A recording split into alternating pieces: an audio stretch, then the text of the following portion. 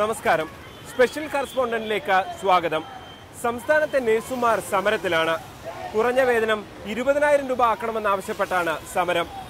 നഴ്സുമാർക്ക് നീതി കിട്ടാത്തത് എന്തുകൊണ്ടാണ്? നഴ്സുമാരുടെ നീക്കങ്ങൾ തകർക്കുന്നത് ആരൊക്കെ? സർക്കാർ ഇക്കാര്യത്തിൽ എന്തൊക്കെയാണ് ചെയ്തുകൊണ്ടിരിക്കുന്നത്? സ്പെഷ്യൽ കറസ്പോണ്ടന്റ് പരിശോധിക്കുന്നു.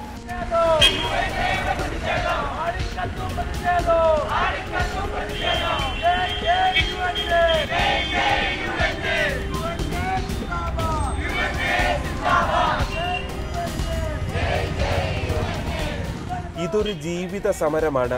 മറ്റെല്ലാവരെയും പോലെ ഈ സമൂഹത്തിൽ പട്ടിണിയില്ലാതെ ജീവിക്കാനുള്ള സമരം. കേരളത്തിൽ കൂലിപ്പണിയെടുക്കുന്ന തൊഴിലാളികൾക്ക് നൽകുന്ന മാന്യതയെങ്കിലും തങ്ങൾക്കും കിട്ടണമെന്നപേക്ഷിച്ച് കാരുണ്യത്തിന്റെ മാലാഖമാർ നടത്തുന്ന അതിജീവന പോരാട്ടം.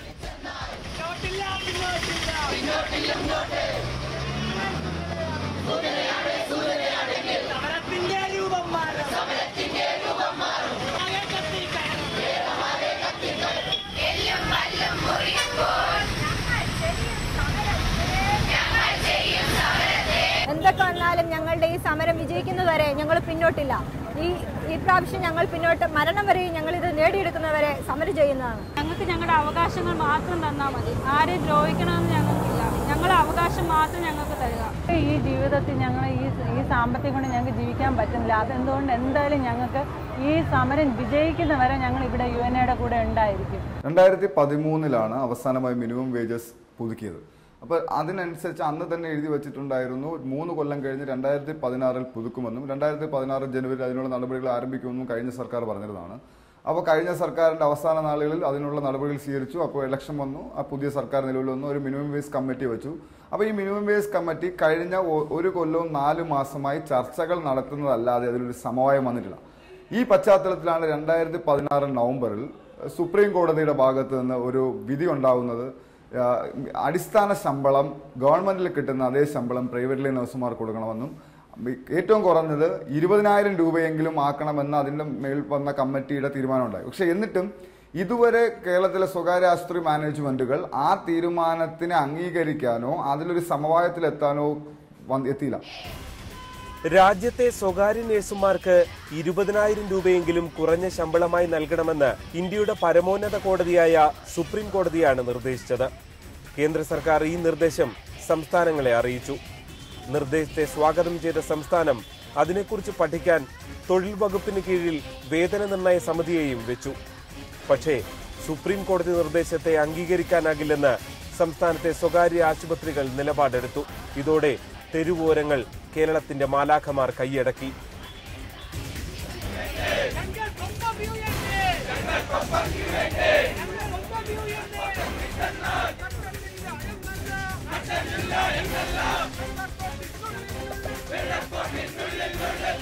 അല്ല, ഞങ്ങൾക്കത് ഉൾക്കൊള്ളാൻ കഴിയില്ല. ഞാൻ പറഞ്ഞല്ലോ, പൊതുജനങ്ങൾക്കറിയില്ല. അപ്പം ഞങ്ങൾ ഇന്നിവർക്ക് കൊടുത്തുകൊണ്ടിരിക്കുന്ന ഈ ശമ്പളത്തിൽ നിന്ന് ഞങ്ങൾക്കൊരു 10-15% പിന്നെ മാറ്റിക്കൊടുക്കാൻ മാത്രം ഞങ്ങൾക്ക് കഴിയും. പക്ഷേ അതിൽ കൂടുതലൊരിത് ഞങ്ങൾ എവിടെ നിന്ന് എങ്ങനെയാണ് ഇത് സ്വരൂപിക്കുന്നത്? നമ്മുടെ കർണാടക അല്ലെങ്കിൽ ആന്ധ്ര തുടങ്ങിയ സ്ഥലങ്ങളിൽ പഠിച്ചു വരുന്ന ഒരുപാട് നഴ്സുമാർക്ക് ഇവർക്കെല്ലാം ട്രെയിനിങ്ങിനുള്ള ഏറ്റവും വലിയ സാഹചര്യം ഒരുക്കുന്നത് ഞങ്ങളെപ്പോലെ പ്രൈവറ്റ് ഹോസ്പിറ്റലാണ്. ഗവൺമെൻറ് എന്തെങ്കിലും ഗ്രാമത്തിൽ ചെയ്യുന്നുണ്ടോ? യാതൊന്നുമില്ല. അവർ പക്ഷേ 1 വർഷമോ 2 വർഷമോ കഴിഞ്ഞ്, കാരണം നമുക്കറിയാം കർണാടകയിലും മറ്റും തന്നെ അവിടെ ഹോസ്പിറ്റൽസിൻ്റെ യാതൊരു അന്തരീക്ഷമില്ല. വെറും അവരുടെ തിയറി മാത്രം പഠിച്ചു വരുന്നവരാണ്. അവർക്കൊക്കെ കേരളത്തിൽ നമ്മൾ മാത്രമാണ്, പ്രൈവറ്റ് ഹോസ്പിറ്റൽ മാത്രമാണ് പിന്നെ ട്രെയിനിങ് കൊടുക്കാനും ജോലി കൊടുക്കാനും ഒക്കെ തയ്യാറാവുന്നത്. അത് പഠിച്ചു കഴിഞ്ഞ് മാന്യമായി അവർ നമ്മൾ കൊടുക്കുന്ന അവർ സമ്മതിക്കുകയാണ് ചെയ്യുന്നത്. അവരെ ഇൻ്റർവ്യൂ ചെയ്യുമ്പോൾ അവർ പറയുന്ന വേതനം സമ്മതിച്ച് എഗ്രിമെൻ്റ് ആക്കി അവർക്ക് PF-ഉം പിന്നെ EPF, ESI, ഫെസ്റ്റിവൽ അലവൻസുകൾ, ബോണസ് എല്ലാം കൊടുത്തുകൊണ്ടാണ്. അതിൽ എവിടെയും ഇന്നൊരു പരാതി വന്നിട്ടില്ലല്ലോ. നിങ്ങൾ മാധ്യമങ്ങൾക്കോ അല്ലെങ്കിൽ മറ്റ് ഇവരുടെ യൂണിയനോ ഏതെങ്കിലും പരാതികളുണ്ടോ? അങ്ങനെ പ്രൊഫഷണൽ ഗ്രൂപ്പ് എന്ന നിലയിൽ സിസ്റ്റർമാർക്ക് നമുക്ക് കാലാനുസൃതമായി നമ്മുടെ ജീവിത സാഹചര്യം, നമ്മുടെ ജീവിത നിലവാരം ഉയർന്നതനുസരിച്ച്, ചെലവുകൾ വർദ്ധിക്കുന്നതനുസരിച്ച് ഒരു മിനിമം വേജസ് ഫിക്സ് ചെയ്യേണ്ടത് ഗവൺമെൻറ് ബാധ്യത തന്നെയാണ്. നേഴ്സിംഗ് വിഭാഗങ്ങൾ മാത്രമല്ല, കേരളത്തിലെ പല വിഭാഗങ്ങളും ഓർഗനൈസ്ഡും അൺഓർഗനൈസ്ഡ് ആയിട്ടുള്ള വിഭാഗങ്ങൾ തന്നെ ശമ്പളം കുറഞ്ഞു കിട്ടുന്ന വിഭാഗങ്ങളുണ്ട്. പ്രത്യേകിച്ച് CBSE പോലുള്ള പ്രൈവറ്റ് അൺഎയ്ഡഡ് സ്കൂളിലുള്ള ടീച്ചർമാർ, ടെക്സ്റ്റൈൽസിൽ വർക്ക് ചെയ്യുന്നവർ, അങ്ങനെ ഒരുപാട് വിഭാഗം ജീവനക്കാരുടെ എല്ലാം ഈ കൂട്ടത്തിൽ തന്നെ സർക്കാർ കണക്കായിക്കൊണ്ട് അവരുടെ തന്നെ ശമ്പള വർധനവിന് വേണ്ടിയുള്ള ശ്രമം സർക്കാരിൻ്റെ ഭാഗത്തുനിന്ന് ഉണ്ടാവണം.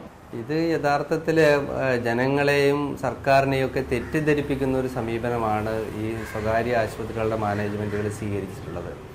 യഥാർത്ഥത്തിൽ നമുക്കറിയാം, ഓരോ ആശുപത്രികളും ഓരോ ദിവസം അല്ലെങ്കിൽ ഓരോ മാസം കഴിയും തോറും അവർ പുതിയ പുതിയ ബിൽഡിങ്ങുകൾ കെട്ടുന്നു, പുതിയ പുതിയ സ്പെഷ്യാലിറ്റികൾ തുടങ്ങുന്നു, പുതിയ അഡ്വർടൈസ്മെൻറ്റ് നടത്തിയ ആളുകളെ വിളിക്കുന്നു, ഇതെല്ലാം ചെയ്യുകയാണ്. മാത്രമല്ല അവിടുത്തെ മറ്റ് ജീവനക്കാർ, പ്രത്യേകിച്ച് ഡോക്ടർമാർക്ക് അവർ കൊടുക്കുന്ന ശമ്പളം അത് നോക്കിയാൽ നമുക്ക് ഇതിൻ്റെ ആ വ്യത്യാസം മനസ്സിലാക്കാൻ കഴിയും. ഇപ്പോൾ നേഴ്സുമാർക്ക് കൊടുക്കാൻ പൈസ ഇല്ല എന്ന് പറയുമ്പോൾ അതേസമയം ഡോക്ടർമാർക്ക് ലക്ഷങ്ങളാണ് ഓരോ സ്വകാര്യ ആശുപത്രികൾ കൊടുത്തുകൊണ്ടിരിക്കുന്നത്. കേന്ദ്ര ഗവൺമെന്റ് സെക്രട്ടറിമാർ, കമ്മിറ്റി ഓഫ് സെക്രട്ടറീസിന്റെ ഒരു ശുപാർശ ഇക്കാര്യത്തിൽ സുപ്രീം കോടതി ആരാഞ്ഞു. അവർ സുപ്രീം കോടതിക്ക് ശുപാർശ കൊടുത്തു. നഴ്സുമാരുടെ തിരിച്ചടവും അവരുടെ ലോൺ തിരിച്ചടവും എല്ലാം കണക്കിലെടുക്കുമ്പോഴത്തേക്കിന് മിനിമം 20,000 രൂപ അവർ കൊടുക്കണമെന്ന് നിർദ്ദേശമുണ്ട്. ഒരു വർഷം മുമ്പ് നിർദ്ദേശം വന്നപ്പോൾ തൊഴിൽ വകുപ്പ് മന്ത്രി കേരള നിയമസഭയിൽ ഉറപ്പ് നൽകി അത് നടപ്പിലാക്കാം.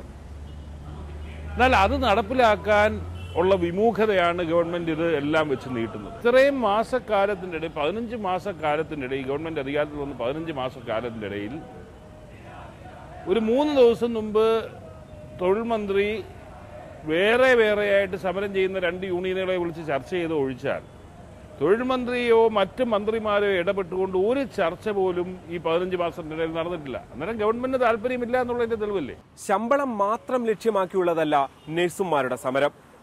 ഇരിക്കാനും നിൽക്കാനും നടക്കാനും ഭക്ഷണം കഴിക്കാനും വേണ്ടി കൂടിയുള്ളതാണത്. പണം മാത്രം ലക്ഷ്യമാക്കിയുള്ള കച്ചവടത്തിനിടയിൽ തൊഴിലാളികളെ മനുഷ്യന്മാരായി കാണാൻ മാടമ്പിത്തത്തിന്റെ ആൾരൂപങ്ങൾക്ക് കഴിയുന്നില്ല. എല്ലാത്തിനും കാരണക്കാർ നഴ്സുമാരാണ്. അത് രോഗി പണമടയ്ക്കാതെ മടങ്ങിയാൽ പോലും. അതുകൊണ്ട് തന്നെ കിട്ടുന്ന ശമ്പളം അതേപടി അനുഭവിക്കാൻ പോലും യോഗ്യതയില്ലാതെ മുതലാളി മേധാവിത്വത്തിന്റെ അടിമകളായി കേരളനാട് നഴ്സുമാരെ നടതള്ളിക്കഴിഞ്ഞു. ഞങ്ങൾക്ക് കഴിക്കാനോ അല്ലെങ്കിൽ അതിൻ്റെതായ ഒന്നും ചെയ്യാൻ സമയം കിട്ടാറില്ല. മാക്സിമം ഞങ്ങളെ കൊണ്ട് ജോലി ചെയ്യിപ്പിക്കുക. വാർഡിൽ ഏതെങ്കിലും സ്റ്റാഫ് പേഷ്യൻ്റ് വയലൻ്റായി എന്തെങ്കിലും സാധനങ്ങളുടെ നാശനഷ്ടം വരികയോ എന്തെങ്കിലും അവിടെ നഷ്ടപ്പെടുകയോ ചെയ്താൽ ഡ്യൂട്ടിയിലുള്ള നഴ്സിൻ്റെ സാലറിയിൽ നിന്ന് കട്ട് ചെയ്യുന്ന ഒരു പ്രവണത മിക്ക മാനേജ്മെൻറ്റുകളും തുടരുന്നുണ്ട്. നൈറ്റ് ഡ്യൂട്ടി അലവൻസ് ഒന്നും ഇല്ല, തിയേറ്റർ അലവൻസ് ഇല്ല, ഒരു കാര്യങ്ങളും തിയേറ്ററിലെ ഒരു ആനുകൂല്യങ്ങളും ഞങ്ങൾക്കൊന്നും കിട്ടിയിട്ടില്ല ഇതുവരെ. 9 വർഷമായിട്ട് ആ ഹോസ്പിറ്റലിൽ എക്സ്പീരിയൻസ് ഉള്ള ഒരു സ്റ്റാഫാണ്. ഈ ഹോസ്പിറ്റലിൽ കയറ്റ 4 വർഷമായി ഇതുവരെ ഒരു സാലറിയും കൂട്ടിയിട്ടില്ല. 8,800 രൂപയാണ് ഇപ്പോഴും കിട്ടുന്നത്. ബാക്കി എല്ലാ ഡിപ്പാർട്ട്മെന്റുകളിലെ സ്റ്റാഫിനും കിട്ടുന്ന ആ പരിഗണന ഒരു നഴ്സിനും ഒരു ഹോസ്പിറ്റലും കൊടുക്കുന്നില്ല എന്നുള്ളതാണ് വാസ്തവം. നഴ്സിംഗ് എന്ന് പറഞ്ഞാൽ ഏറ്റവും താഴത്തെ വിഭാഗം എന്നാണ് എല്ലാവരുടെയും ധാരണ. 2014 നമ്മുടെ ഹോസ്പിറ്റലിൽ 220 സ്റ്റാഫ് ഉണ്ടായിരുന്നതാണ്. 2017 ആയപ്പോൾ ആകെ 100 സ്റ്റാഫാണ്. പോകുന്ന സ്റ്റാഫിന് പകരം സ്റ്റാഫിനെ എടുക്കുന്നുമില്ല, ഉള്ളവരെ കൊണ്ട് തന്നെ പണിയെടുപ്പിക്കുകയാണ് ചെയ്യുന്നത്. മോർണിംഗ് ഡ്യൂട്ടിക്ക് വരുന്നവർ പറയും ഉച്ചയ്ക്കും കൂടി ചെയ്തോളാം പറയും. ചെയ്തില്ലെന്ന് പറയുവാണെങ്കിൽ ഉടനെ പറയും 2 ദിവസത്തിനകം അവർക്ക് ഒന്ന് ടെർമിനേഷൻ. അങ്ങനെ പിന്നെ ശമ്പളം എന്ന് പറഞ്ഞാൽ നമുക്ക് തരത്തേ ഇല്ല. ഞാനിപ്പം 33 വർഷത്തെ എക്സ്പീരിയൻസ് ഉള്ളതാണ് ഞാൻ. എനിക്കിപ്പോൾ കിട്ടുന്നത് 13,200 രൂപയാണ് കിട്ടുന്നത്. ഞാൻ വേറൊരു ഹോസ്പിറ്റലിൽ ജോലി ചെയ്തുകൊണ്ടിരുന്നതാണ്, ഇവിടുത്തെ ഒരു മൾട്ടി സ്പെഷ്യാലിറ്റി ഹോസ്പിറ്റലിൽ 18 വർഷം ജോലി ചെയ്തു. എനിക്ക് അതിന് ഒരു 4-5 വർഷം കഴിഞ്ഞപ്പോൾ ഒരു പ്രൊമോഷൻ കിട്ടി. പിന്നെ ഞാൻ ജനിക്കുമ്പം ഞാൻ നേഴ്സിങ്ങിന് വരുമ്പം ജനിക്കാത്ത കുട്ടികൾ എൻ്റെ സൂപ്പറായിട്ട് പോലും എനിക്ക് തന്നില്ല. അതിൻ്റെ കാരണം എന്നാന്ന് ചോദിച്ചാൽ ഒരു പ്രമുഖ വ്യക്തിയുടെ നഖം വെട്ടാൻ വേണ്ടി എല്ലാ ആഴ്ചയിലും നമ്മൾ നേഴ്സസ് പോകണമായിരുന്നു. അങ്ങനെ പോകാൻ നേരത്ത് ഞാൻ എൻ്റെ ജൂനിയേഴ്സ്, അത് സീനിയർ നേഴ്സ് തന്നെ പോകണമെന്ന് പറഞ്ഞപ്പോൾ ഞാൻ അവരോട് ഒരു ദിവസം ഞാൻ അതിനെ ഇച്ചിരി പ്രൊട്ടസ്റ്റ് ചെയ്ത് സംസാരിച്ചപ്പോഴത്തെ ബേസിസിൽ എനിക്ക് ആ 18 വർഷവും പ്രൊമോഷൻ തരാതെ വെറും 8,000 രൂപ വെച്ച് തന്നുകൊണ്ടിരുന്നു. ബാക്കി എൻ്റെ ജൂനിയറിന് ഒരു വർഷത്തിൽ 2 പ്രൊമോഷൻ കൊടുത്തവരുണ്ട്. അവരൊക്കെ ഇവരുടെ ആൾക്കാരായിരുന്നു. ബോണ്ട് വ്യവസ്ഥ മിക്കവാറും സ്വകാര്യ ആശുപത്രികൾ സുപ്രീം കോടതി വരെ പറഞ്ഞിട്ടുണ്ട്, അത് അങ്ങനെ ചെയ്യരുതെന്ന് പറഞ്ഞിട്ടുണ്ട്. പക്ഷേ എങ്കിലും ഇപ്പോൾ നടന്നു വരുന്നത് മിക്കവാറും ആശുപത്രികളിൽ നഴ്സിംഗ് സ്കൂളുകളും കോളേജുകളും ഒക്കെ ഉണ്ട്. ഇവിടെ പഠിച്ചിറങ്ങുന്ന കുട്ടികളെ തന്നെ 2 വർഷത്തേക്കോ 3 വർഷത്തേക്കോ അവരുടെ പഠനത്തിൻ്റെയും കഴിഞ്ഞ് രജിസ്ട്രേഷനും കഴിഞ്ഞതിന് ശേഷം, രജിസ്ട്രേഷൻ കഴിഞ്ഞ് അവർക്ക് നേഴ്സായിട്ട് ഇൻഡിപെൻഡൻ്റ് ആയിട്ട് ജോലി ചെയ്യാം. അങ്ങനെയുള്ള ആളുകളെ പോലും ട്രെയിനി നേഴ്സ്, ബോണ്ടഡ് നേഴ്സ് എന്ന പേരിൽ അവരുടെ സർട്ടിഫിക്കറ്റ് ഇഷ്യൂ ചെയ്യാതെ മാനേജ്മെൻറ്റുകൾ പിടിച്ചു വയ്ക്കുകയാണ്. അവർക്ക് പോകാൻ മറ്റൊരു വഴിയില്ലാത്ത അവസ്ഥയിൽ ചെറിയ തുച്ഛമായ 2,000 രൂപയും 3,000 രൂപയും ഒക്കെ സ്റ്റൈപ്പൻഡ് എന്നൊക്കെ പറഞ്ഞു കൊടുത്തുകൊണ്ടാണ് പല ആശുപത്രികളും പല പേരിലാണ് ഇത് നിലനിർത്തുന്നത്. അവരെ നിർത്തുന്നു എന്നുള്ളതാണ്. അപ്പോൾ ഓരോ വർഷം കഴിയുമ്പോഴും കോഴ്സ് കഴിയുന്ന പുതിയ ആളുകൾ ആ രംഗത്ത് ബോണ്ടഡ് നേഴ്സ്, ട്രെയിനി നേഴ്സ് എന്നൊക്കെ പറഞ്ഞുണ്ടാവും. വലിയ തരത്തിലുള്ള ചൂഷണമാണ് ഈ പേരിൽ നഴ്സുമാരെ നടത്തിക്കൊണ്ടിരിക്കുന്നത്. നഴ്സിംഗ് മേഖലയുടെ പ്രതിസന്ധി കേവലം കേരളത്തെ മാത്രം കേന്ദ്രീകരിച്ചുണ്ടായവയല്ല. ഗൾഫ് മേഖലകളിൽ നിന്ന് അടുത്ത കാലത്തായി ഉണ്ടായ തിരിച്ചടി കേരളത്തിലെ നഴ്സിംഗ് മേഖലയുടെ നട്ടെല്ല് തന്നെ തകർത്തു. നോർക്കയുടെയും ഒഡേപക്കിന്റെയും കണക്ക് പ്രകാരം കഴിഞ്ഞ ഒരു വർഷം വിദേശ രാജ്യങ്ങളിലേക്ക് ജോലിക്ക് പോയ നഴ്സുമാരുടെ എണ്ണം വെറും 700 2014 22,000 നിന്നും 2015 2,000 ഇടിഞ്ഞു വീണ ഈ കണക്കാണ് കഴിഞ്ഞ വർഷം 1000-നും താഴെ എത്തിയത്. എമിഗ്രേഷൻ നിയമങ്ങൾ കർശനമാക്കിയതും സ്വദേശിവൽക്കരണവും ഇന്ത്യൻ നഴ്സുമാരെ എരുതിയിൽ നിന്നും വറചട്ടിയിലേക്ക് തള്ളിയെന്നർത്ഥം. രാജ്യങ്ങളിലെല്ലാം നഴ്സിംഗ് സ്കൂളുകളും കോളേജുകളും തുടങ്ങി. മിക്കവാറും രാജ്യങ്ങളിലെ നാഷണലൈസേഷൻ നടപ്പിലാക്കി. അപ്പോൾ ഈ തൊഴിൽ മേഖലയൊക്കെ അന്യമാകുകയാണ്. അതുകൊണ്ട് മലയാളികളായിട്ടുള്ള ധാരാളം നഴ്സുമാർ ജോലി നഷ്ടപ്പെട്ട് തിരിച്ചു വന്നുകൊണ്ടിരിക്കുകയാണ്. അപ്പോൾ ഈ സാമ്പത്തിക മാന്ദ്യവും പെട്രോളിയം ഉൽപ്പന്നങ്ങളുടെ വന്നിട്ടുള്ള പ്രശ്നവും എല്ലാം അറബ് രാജ്യങ്ങളെയൊക്കെ വലിയ തോതിൽ ബാധിച്ചിട്ടുണ്ട്. ഇതിൻ്റെയൊക്കെ ഭാഗമായിട്ട് നിരവധി സ്ഥലങ്ങളിൽ നിന്നുള്ള സൗദി അറേബ്യയിൽ നിന്നും ഖത്തറിൽ നിന്നും അതുപോലെയുള്ള നിരവധി രാജ്യങ്ങളിൽ നിന്നുള്ള നേഴ്സുമാരെ പിരിച്ചുവിട്ടുകൊണ്ടിരിക്കുകയാണ്. ഒരു സുപ്രഭാതത്തിൽ അവർക്ക് പിരിച്ചുവിടൽ നോട്ടീസ് കൊടുക്കുന്നു. അവരെല്ലാം തിരിച്ച് വന്നുകൊണ്ടിരിക്കുന്നു. നമ്മുടെ സംസ്ഥാനത്ത് ഒരു വലിയ പ്രശ്നമായിട്ട് ഇത് മാറാൻ പോവുകയാണ്. ഈ 2014 വരെ കേരളത്തിൽ നിന്ന് 20,000-ഓളം നഴ്സുമാരാണ് വിദേശത്തേക്ക് പോയിക്കൊണ്ടിരുന്നത്. പക്ഷേ കേന്ദ്ര സർക്കാരിൻ്റെ എമിഗ്രേഷൻ നിയമങ്ങൾ കടുപ്പിച്ചത് കാരണം കേരളത്തിൽ നിന്ന് നഴ്സുമാർക്ക് വിദേശത്തേക്ക് പോകാൻ പറ്റാത്ത അവസ്ഥയാണ് ഇപ്പോൾ ഉള്ളത്. ആ 2014 20,000 എന്നുള്ളത് 2015 അത് 2,000 കുറഞ്ഞു, 2016 അത് 700 കുറഞ്ഞു. സർക്കാർ മിഷണറികളൊന്നും ഇപ്പോൾ നഴ്സുമാരുടെ കാര്യത്തിൽ ഒരു മുന്നോട്ടുള്ള നടപടികൾ ഉണ്ടാവുന്നില്ല. കേരളത്തിൽ നിന്ന് വിദേശത്തേക്ക് പോകുന്ന നഴ്സുമാരുടെ എണ്ണം തീരെ കുറഞ്ഞു വരുന്നു. കേന്ദ്ര സർക്കാരോ അല്ലെങ്കിൽ കേരള സർക്കാരോ ഈ കാര്യത്തിൽ ഇടപെട്ട് ഒരു പ്രശ്നപരിഹാരത്തിന് മുന്നോട്ട് വരുന്നില്ല എന്നുള്ളതാണ് വസ്തുത. ഗവൺമെന്റ് വരെ നമ്മളെ തിരിഞ്ഞു നോക്കാത്ത ഒരു അവസ്ഥയാണ്. ഇത് മാനേജ്മെന്റിന്റെ ഒരു വൻ ചൂഷണമാണ്. അതിന്റെ ഒരു ഇരയായി പോയ വ്യക്തികളാണ് ഞങ്ങൾ പലരും. ഞങ്ങൾ പലർക്കും ഇന്ന് ഒരു വിദേശത്ത് പോകാൻ പോലും പറ്റാത്തൊരവസ്ഥയിലാണ്. മാനേജ്മെന്റ് നമ്മളെ വിദേശത്ത് പോകാമെന്ന് പറഞ്ഞിട്ടുള്ള പേരും പറഞ്ഞ് ഞങ്ങളെ സ്ഥിരം പറ്റിച്ചുകൊണ്ടിരിക്കുകയാണ്. ഇതിനെതിരെ ശക്തമായി നമ്മൾ പ്രതികരിക്കാൻ തന്നെയാണ് തീരുമാനം. ഇനി ആരെയും ഞങ്ങൾ തിന്നുകൊഴുക്കാൻ സമ്മതിക്കത്തില്ല. നഴ്സുമാരുടെ ചോര കുടിച്ച് വളരാൻ ഞങ്ങൾ ഇനി ആരെയും സമ്മതിക്കില്ല എന്ന് ശക്തമായി ഞങ്ങൾ UNAയുടെ കീഴിൽ പ്രതികരിക്കും. ജയ് UN. സർക്കാർ രീതിയിലായാലും പ്രൈവറ്റ് മേഖലയിലായാലും നഴ്സുമാർക്ക് വിദേശത്തോട്ട് പോകാനുള്ള മാർഗം വരെ മുടക്കിക്കൊണ്ടാണ് പ്രൈവറ്റ് മാനേജ്മെന്റിന്റെ അവസ്ഥ. ഗൾഫിൽ പോകാനായിട്ട് ഒരുപാട് ട്രൈ ചെയ്തു, ഒരുപാട് ഏജൻസിയായിട്ട് സമീപിച്ചു. അവർ ലക്ഷങ്ങളാണ് ചോദിക്കുന്നത്. ഇതിനായിട്ട് ഞങ്ങൾക്ക് ഗവൺമെന്റ് എന്തെങ്കിലും ഒരു പരിഹാരം ചെയ്തു തരണമെന്ന് ഞങ്ങൾ അഭ്യർത്ഥിക്കുന്നു. സംസ്ഥാനത്തെ നഴ്സുമാരിൽ ഏറ്റവും അധികം ദുരിതം നേരിടുന്നവരാണ് പുരുഷ നഴ്സുമാർ. സമരങ്ങൾക്ക് നേതൃത്വം നൽകിയതോടെ ആശുപത്രി മാനേജ്മെന്റുകളുടെ കണ്ണിലെ കരടായി ഇവർ മാറിക്കഴിഞ്ഞു. ഒരു വിവാഹം പോലും കഴിക്കാനാകാത്ത സാമൂഹിക ദുരവസ്ഥയിലേക്ക് കൂടി ഇവർ ഇന്ന് എത്തപ്പെട്ടിരിക്കുകയാണ്. വനിതാ നഴ്സുമാരെ സമര നേതൃത്വത്തിലേക്ക് എത്തിക്കാൻ പല പുരുഷ നഴ്സുമാരും ചുക്കാൻ പിടിച്ചതോടെ ആശുപത്രി മാനേജ്മെന്റുകളുടെ കണ്ണിലെ കരടായി ഇവർ മാറുകയായിരുന്നു. പതുക്കെ പതുക്കെ പുരുഷ നഴ്സുമാർക്ക് ജോലി തന്നെ നിഷേധിച്ചു. ജോലി നൽകിയവർക്കാകട്ടെ തുച്ഛമായ ശമ്പളവും. നഴ്സുമാർക്കിടയിൽ ഏറ്റവും ദുരന്തം നേരിടുന്നവരായി ഇതോടെ ഇവർ മാറുകയായിരുന്നു. അതുകൊണ്ട് തന്നെ പുരുഷ നഴ്സുമാർക്ക് സംവരണം വേണമെന്ന ആവശ്യവും സമരത്തിൽ നഴ്സുമാരുടെ സംഘടന മുന്നോട്ട് വയ്ക്കുന്നു.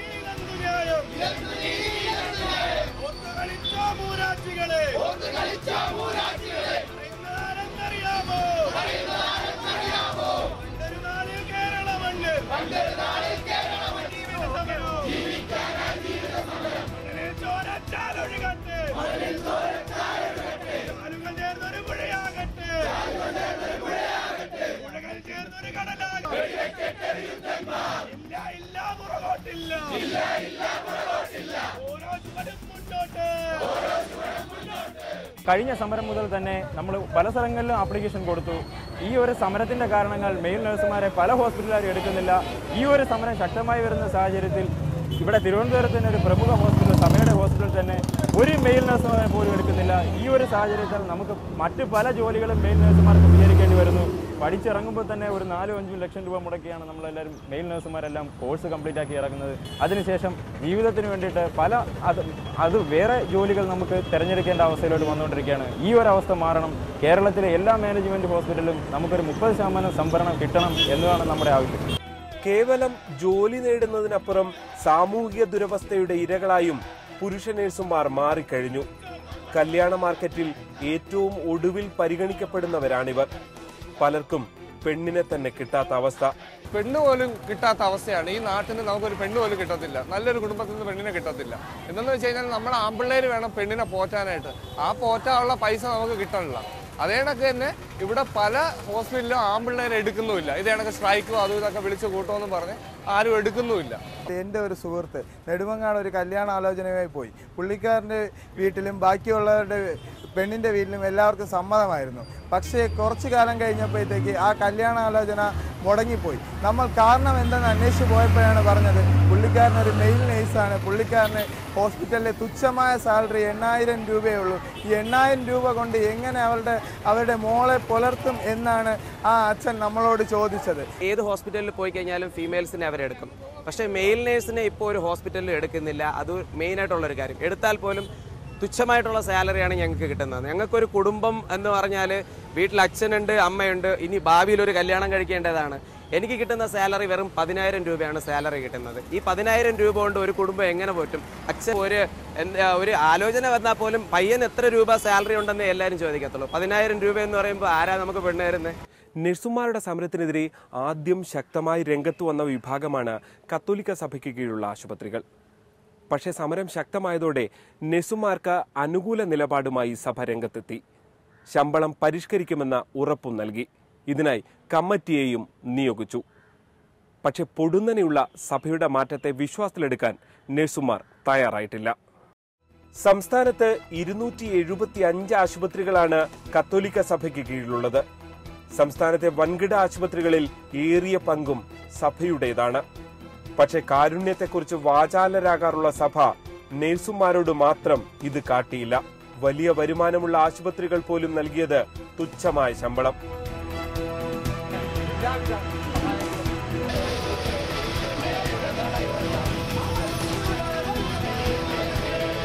ഇപ്പോൾ കത്തോലിക്ക സഭ നഴ്സുമാർക്ക് ഒരു പുതുക്കിയ വേതനം കൊടുക്കാൻ കമ്മീഷൻ വയ്ക്കുമെന്നൊക്കെ പറയുന്നു. പക്ഷേ ആദ്യം മുതലേ സമരങ്ങൾ ഉണ്ടാകുന്നതിന് മുന്നേ, സമരങ്ങൾ ഉണ്ടായ സമയത്തും സമരങ്ങൾ നടക്കുന്ന സമയത്തും കത്തോലിക്ക സഭ നഴ്സുമാർക്ക് കൊടുത്തിരുന്ന ശമ്പളം തീരെ കുറവാണ്.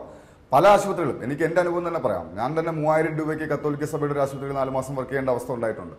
അപ്പോൾ ഈ സഭ ഇപ്പോൾ പറയുന്നത് നഴ്സുമാരുടെ ശമ്പളമുണ്ട്. പക്ഷെ കഴിഞ്ഞ ആഴ്ച സഭയുടെ നിലപാട് വളരെ വിരുദ്ധമായിരുന്നു. കത്തോലിക്ക സഭ എന്ന് പറയുന്ന അവരുടെ പത്രത്തിൽ പോലും ആ പത്രത്തിലെ 5 പേജാണ് അവർ നഴ്സുമാർക്കെതിരെ കഴിഞ്ഞ ആഴ്ച മാറ്റിവെച്ചത്. 5 പേജിൽ നിറയെ നഴ്സിംഗ് വിരുദ്ധ വാർത്തകൾ മാത്രമാണ്. പക്ഷേ ഇപ്പോഴാണ് കത്തോലിക്ക സഭ പാരലായിട്ടൊരു ഗവൺമെന്റ് ഉണ്ടാക്കി അവർ സ്വന്തമായി ഒരു കമ്മീഷൻ വെച്ച് പഠിച്ച് തീരുമാനമെടുക്കുമെന്നൊക്കെ പറയുന്നത്. അപ്പോൾ സഭയുടെ ഈ പിന്മാറ്റം അവിടെ നിന്ന്, അതല്ലെങ്കിൽ നഴ്സിംഗ് വിരുദ്ധത എന്നുള്ള പിന്മാറ്റം സഭ ചിന്തിച്ചു എന്നുള്ളത് തന്നെ വളരെ നല്ല കാര്യമായി കാണുന്നു. സമരം 8ാം ദിവസത്തിലെത്തി നിൽക്കെ കർദിനാൾ ജോർജ് ആലഞ്ചേരി നഴ്സുമാരെ പിന്തുണച്ച് സംസാരിച്ചു. പിന്നാലെ KCBC ശമ്പള പരിഷ്കരണത്തിനായി 10 അംഗ സമിതിയെയും നിയോഗിച്ചു. കാരുണ്യ പ്രവർത്തനം നടത്താൻ നഴ്സുമാരെ പിഴിയില്ലെന്ന നിലപാടിലേക്കാണ് പിന്നെ സഭയെത്തിയത്. കത്തോലിക്ക സഭ ഇക്കാര്യത്തിലേക്ക് ഒരു കമ്മീഷനെ നിയമിച്ചിട്ടുള്ളത് ഒന്നാമതായി കത്തോലിക്ക സഭയുടെ സ്ഥാപനങ്ങളിൽ നഴ്സുമാരുടെ ശുശ്രൂഷ അത് വളരെ പ്രധാനപ്പെട്ടതാണ്. അവർക്ക് ന്യായമായ വേതന വർധനവിന് ഉള്ള ഒരു സമയം ഏതാണ്ടായിട്ടുണ്ട്. കഴിഞ്ഞ ശമ്പള വർധനവിന് ശേഷം അടുത്ത ഒരു ശമ്പള വർധനവിൻ്റെ സമയം ആയി എന്നുള്ളതുകൊണ്ടും അത് സഭയുടെ സ്ഥാപനങ്ങളിൽ കൃത്യമായിട്ട് നടപ്പാക്കുന്നുണ്ട് എന്ന് ഉറപ്പുവരുത്തുന്നതിനും. പക്ഷേ എല്ലാ കാലത്തും ദ്രോഹിച്ചിട്ടുള്ള വിഭാഗമായാണ് സഭയെ നഴ്സുമാരുടെ സംഘടന കാണുന്നത്. അതുകൊണ്ട് തന്നെ സഭയുടെ നിലപാടിനെ പൂർണ്ണമായും വിശ്വസിക്കാൻ അവർ തയ്യാറായിട്ടില്ല. സമരത്തെ തകർക്കാനുള്ള നീക്കമാണോ എന്ന് പോലും അവർ സംശയിക്കുന്നു. തീർച്ചയായിട്ടും സംശയിക്കണം. കാരണം ഏകദേശം 10-ാം തീയതിയോടുകൂടി ഇതിലൊരു തീരുമാനമാകുമെന്നിരിക്കെ സഭ വീണ്ടും ഒരു 11 അംഗ കമ്മീഷനെ വച്ച് പഠിക്കുക എന്ന് പറയുന്നതിനോട് അത് ഈ നഴ്സുമാരുടെ ഇടയിൽ, അല്ലെങ്കിൽ സഭയിൽ നമുക്ക് എല്ലാവർക്കും അറിയാവുന്ന പോലെ 60% നഴ്സുമാർ സഭയിൽപ്പെട്ടവരാണ്.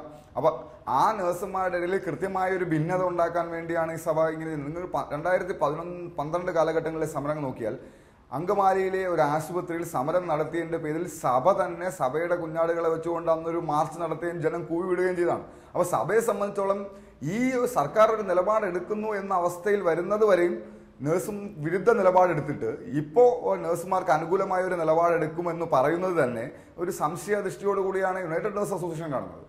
അപ്പോൾ ആ ആശുപത്രികളിൽ പരസ്പരം കൂടിയാലോചിച്ചും ഏതാണ്ട് ഒരേ മാനദണ്ഡങ്ങൾ പാലിച്ചും ഈ ഒരു കാര്യം നടപ്പിൽ വരുത്തുന്നതിന് വേണ്ടിയാണ് KCBCയുടെ തലത്തിൽ ഒരു കമ്മിറ്റിയെ നിയമിച്ചിട്ടുള്ളത്. ഇത് ഒരു മിനിമം വേജ് നിശ്ചയിക്കുക, അല്ലെങ്കിൽ മിനിമം വേജ് വേണമോ അല്ലെങ്കിൽ എത്രയായിരിക്കണം എന്നിങ്ങനെയുള്ള സാങ്കേതികതയെ പറ്റി ചർച്ച ചെയ്ത് തീരുമാനമെടുക്കുന്നതിന് വേണ്ടി മാത്രമുള്ള ഒരു സമിതിയല്ല. അതിനേക്കാൾ ഉപരിയായി ഇത് ഈ ഒരു വിഷയത്തിൽ വിവിധ തലങ്ങളിലുള്ള ആളുകൾ ഒരുമിച്ച് കൂടി വരുന്നതിനും സംയുക്തമായി കൂടിയാലോചിച്ച് പ്രവർത്തിക്കുന്നതിനും എല്ലാവരുടെയും ഭാഗം കേൾക്കുന്നതിനും എല്ലാവരുടെയും ഭാഗം കേൾക്കുന്നതിന്റെ വെളിച്ചത്തിൽ നീതിയുക്തമായ തീരുമാനങ്ങൾ നടപ്പാക്കുന്നതിനും വേണ്ടിയുള്ള ഒരു സംവിധാനമാണ്. ഒന്നാമതായിട്ട് തന്നെ സഭയുടെ ഏതെങ്കിലും സ്ഥാപനങ്ങളിൽ ഇപ്പോൾ സമരം നടക്കുന്നില്ല. ഇതുമായി ബന്ധപ്പെട്ട് സഭയുടെ സ്ഥാപനങ്ങളിൽ ജോലി ചെയ്യുന്ന നഴ്സുമാരെ സമരരംഗത്തുള്ളതായിട്ടും ഞങ്ങൾക്ക് അറിഞ്ഞുകൂടാ. ഇത് ഒരു ആത്മാർത്ഥത ഇല്ലാത്ത സമീപനമാണ്. ഈ സമരം ഓരോ ദിവസം കഴിയുന്തോറും ശക്തമായി വരുന്നു എന്നതിന്റെ അടിസ്ഥാനത്തിൽ മാത്രം അവർ സ്വീകരിക്കുന്ന സമീപനമാണ്. യഥാർത്ഥത്തിൽ അവർക്ക് എല്ലാവർക്കും അറിയാം ഈ കാര്യം. ഈ ഒരു 5000 രൂപ കൊണ്ടോ 6000 രൂപ കൊണ്ടോ ഒരു കുടുംബം പുലർത്താൻ കഴിയില്ല, ഈ ലോൺ അടയ്ക്കാൻ കഴിയില്ല. ഇത് അറിയാത്തവരായിട്ട് ആരുമില്ല യഥാർത്ഥത്തിൽ. ഇപ്പോൾ നമുക്കറിയാം, കേരളത്തിലെ വീട് ജോലിക്ക്, അടുക്കള ജോലിക്ക് വരുന്ന ആളുകൾക്ക് പോലും 15000 20,000 ഒക്കെ കൊടുത്താൽ എന്നാൽ പോലും ആളെ കിട്ടാനില്ല എന്നുള്ളതാണ്. അങ്ങനെയുള്ള അവസരത്തിലാണ് ഈ വിദ്യാസമ്പന്നരായിട്ടുള്ള, അതുപോലെ ഇത്രയും പ്രധാനപ്പെട്ട ഒരു ജോലി ചെയ്യുന്ന, ഒരു സേവനം ചെയ്യുന്ന ആളുകളെ ഈ രീതിയിൽ അവഗണിക്കുന്നത് എന്നുള്ളതാണ്. കാരുണ്യത്തിനായി തുടങ്ങിയ ആശുപത്രികൾ പിന്നീട് വലിയ കച്ചവട കേന്ദ്രങ്ങളായി മാറിയത് കേരളത്തിന് മുന്നിലുണ്ട്. അതുകൊണ്ട് തന്നെ സഭ പറഞ്ഞാൽ പോലും അംഗീകരിക്കുന്ന എത്ര ആശുപത്രികളുണ്ടെന്ന് കാത്തിരുന്നു തന്നെ കാണേണ്ടി വരും. നഴ്സുമാരുടെ സമരം ആത്യന്തികമായി മുന്നോട്ട് വെക്കുന്ന ഒരു ചോദ്യമുണ്ട്.